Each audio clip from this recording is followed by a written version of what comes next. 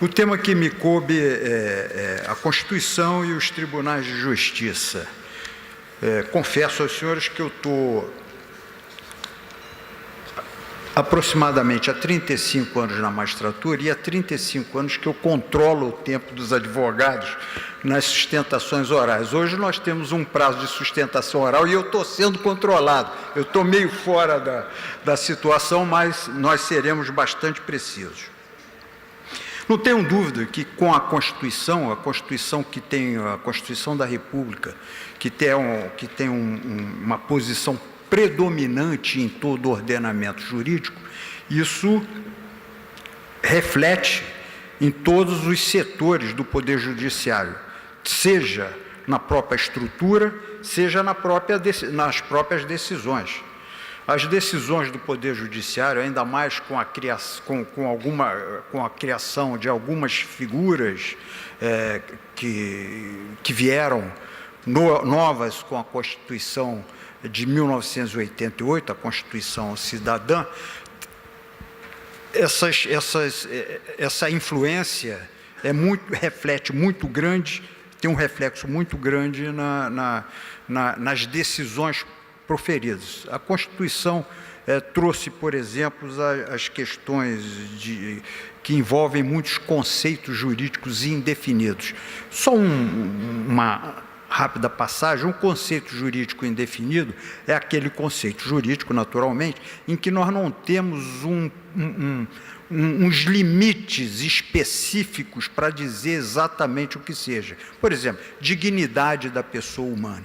Então, como a Constituição, ela ressalta muito, por exemplo, a dignidade nos direitos individuais, nos direitos sociais também, a dignidade da pessoa humana, as ações coletivas, as questões relativas à saúde, tudo isso tem um grande reflexo nas decisões do Judiciário.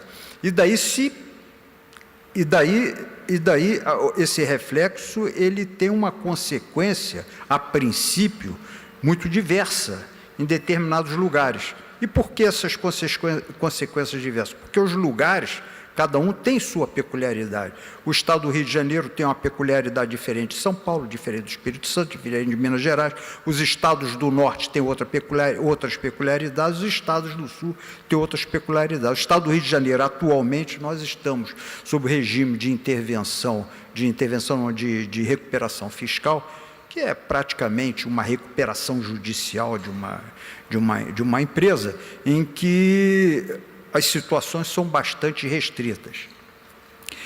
E isso causa alguns problemas que nós tivemos que resolver, conversando com os juízes e conversando com o Poder Executivo. Por exemplo, há uma ação em que se determina que dê 12% do orçamento para a saúde, como previsto na Constituição. Há outra ação que se determina que dê um percentual do orçamento também para a educação. Mas isso, se somar todos, é impossível, não se vai conseguir.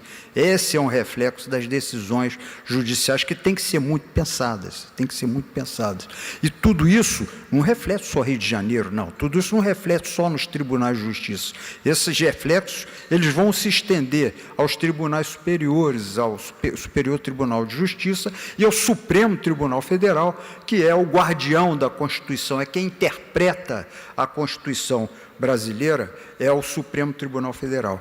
E essa influência da Constituição recente, como é natural, tem que haver essa influência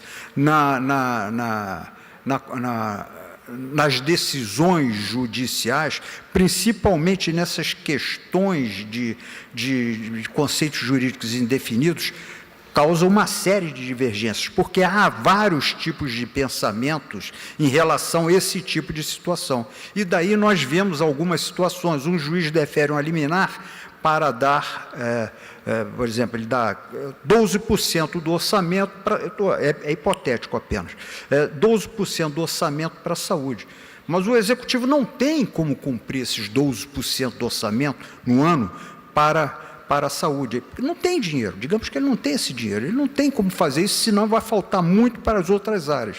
Isso causa um certo desgaste, vai haver os tribunais superiores, vai haver aquelas situações híbridas de cassação da segurança, de cassação da liminar, que é temporária. A cassação não implica na reforma da decisão, mas apenas na suspensão dos seus efeitos, e cabe apenas ao presidente do tribunal, seja o presidente do Tribunal de Justiça, seja o presidente do Superior Tribunal de Justiça, seja ao presidente do Supremo Tribunal Federal.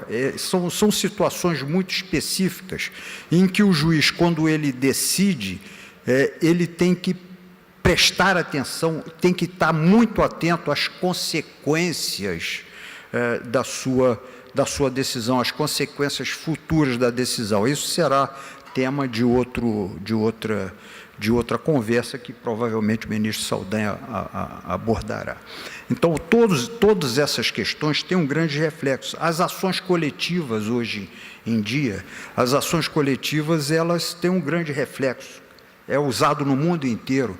Elas vão tutelar, ou seja, vão tentar organizar direitos homogêneos, vão tentar organizar direito de várias pessoas que são os mesmos direitos. Ao invés de cada um entrar com uma ação coletiva ou uma ação individual, hoje se permite que entre com ação coletiva.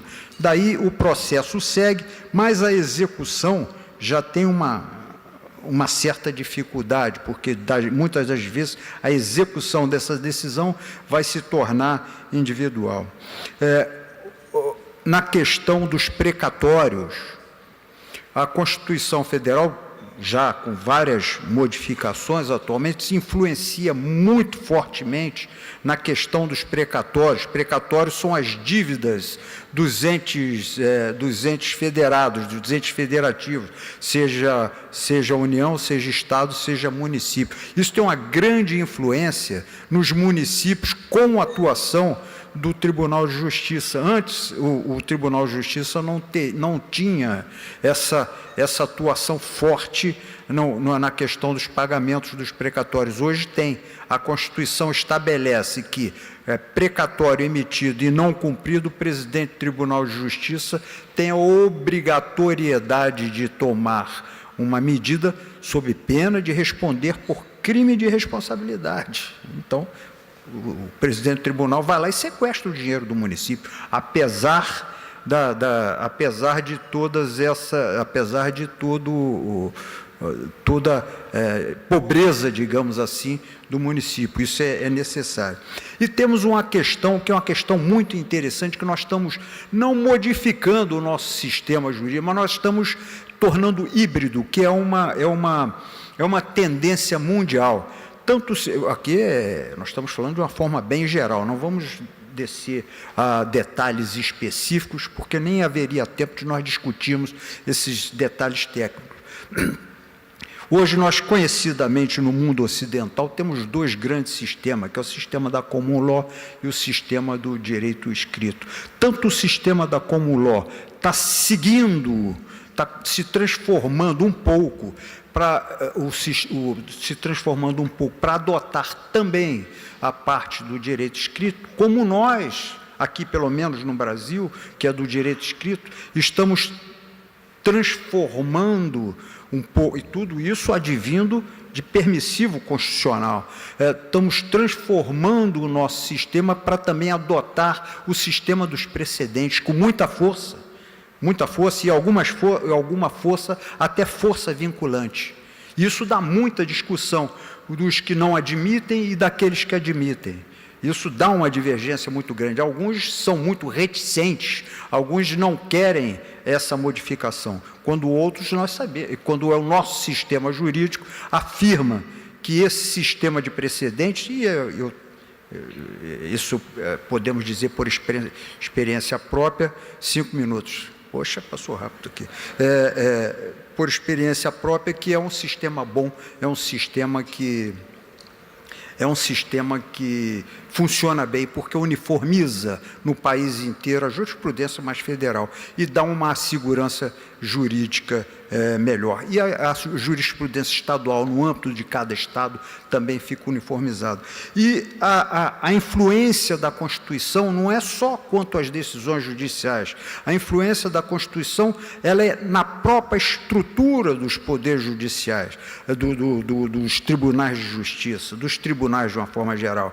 A Constituição Federal, ela remete ao Supremo Tribunal Federal a iniciativa de lei que trata da magistratura, mas a própria Constituição estabelece princípios específicos em que não se pode fugir. A Constituição fala, a Constituição estabelece a forma de promoção, a Constituição estabelece a forma de ingresso na carreira da magistratura, a forma de recrutamento para ingresso na magistratura, ela regula os deveres do magistrado, ela afirma, ela impede, ela afirma o que o magistrado pode fazer na sua vida profissional. Ela diz, o magistrado só pode ser magistrado e professor, mais nada, de uma entidade oficial.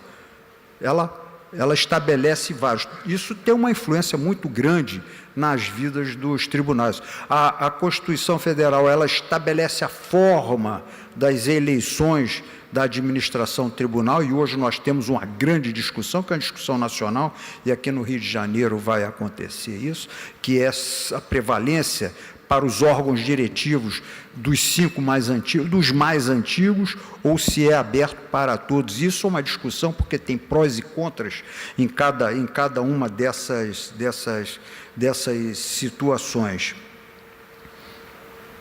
E estabelece também, a Constituição estabelece, porque nós, em cada Tribunal de Justiça, o Tribunal de Justiça também tem seu órgão constitucional, que seriam os órgãos especiais, e esse órgão constitucional exerce o controle da constitucionalidade das leis estaduais e municipais. Esse é o controle direto. O controle indireto, que é o juízo, quando o juízo diz, olha, eu não vou cumprir essa lei porque essa lei é inconstitucional, ela tem que remeter para o órgão especial, para o colegiado, um colegiado maior, que é o que se chama tem um princípio jurídico que trata desse assunto, um colegiado maior, para que esse colegiado maior diga se essa lei é constitucional ou inconstitucional, e a partir daí aquele juiz ou aquela Câmara, aquele juízo coletivo, que são as câmaras, proferir a sua decisão em recurso. Em termos gerais, a influência da Constituição